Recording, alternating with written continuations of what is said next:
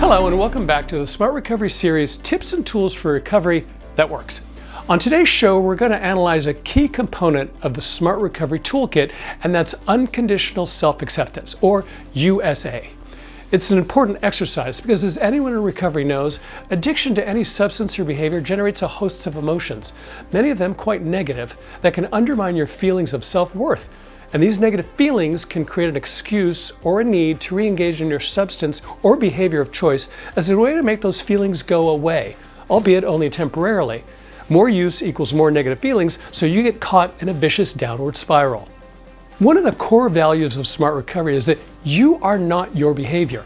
In other words, your value as a human being is totally separate from your addictive behaviors. In fact, it's separate from everything and everyone around you.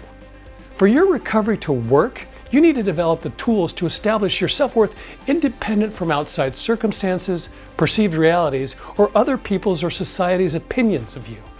For instance, unless you grew up in a Buddhist monastery in Tibet, all of us live in a culture that values financial and professional achievement, things.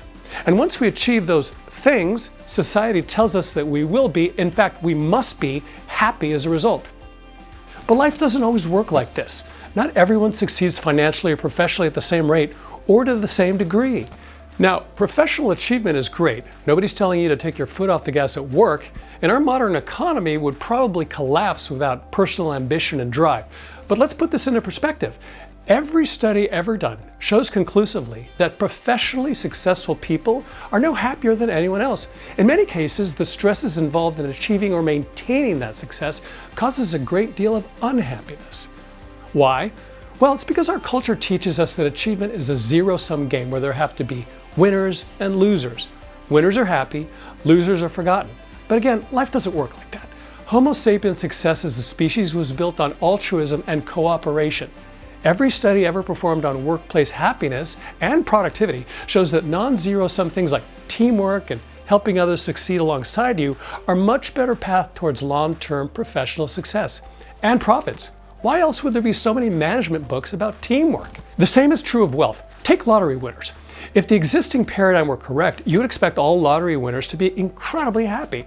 But again, every study ever done on them paints a different picture. Regardless of how much money they've won, their level of happiness and feelings of self-worth eventually return right back to where they started.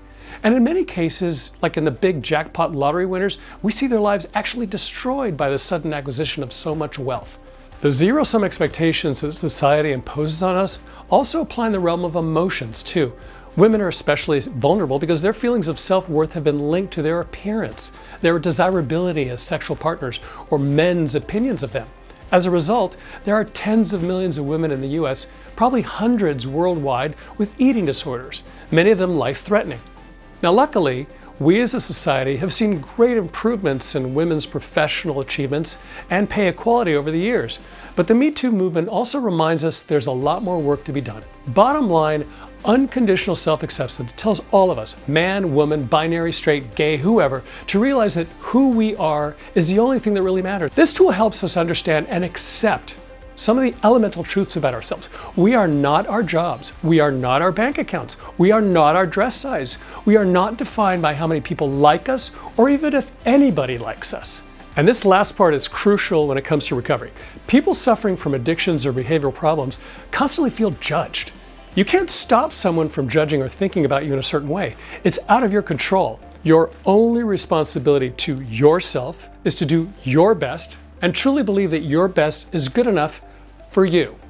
Dwelling on any other outside criteria or expectations or judgments is a recipe for unhappiness and a threat to your successful recovery. I'll leave you here with a beautiful explanation of unconditional self-acceptance that's quoted from the Smart Recovery Handbook, and it's written by Nick Grajacek, who we are proud to have as a Smart Recovery meeting facilitator out of Michigan. I accept myself because I am alive, and I have the capacity to enjoy my existence. I am not my behavior.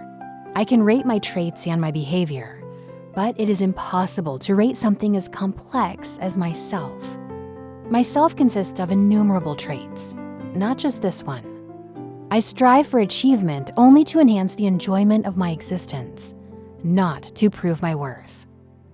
Failing at any task cannot make me a failure. I can choose to accept myself even if I'm unwilling or unable to change my character defects, because there is no law of the universe that says I can't. My approval of myself cannot come from pandering to any external source or bowing to any external authority. My self-acceptance can only come from me, and I am free to choose it at any time. Hey, I hope these smart recovery exercises really help. If you've used them, we'd love to hear from you. Drop us a line at tipsandtools@smartrecovery.org. And as always, thank you for joining us. Don't forget to like and subscribe, and stay tuned for another episode of Smart Recovery's Tips and Tools for Recovery That Works.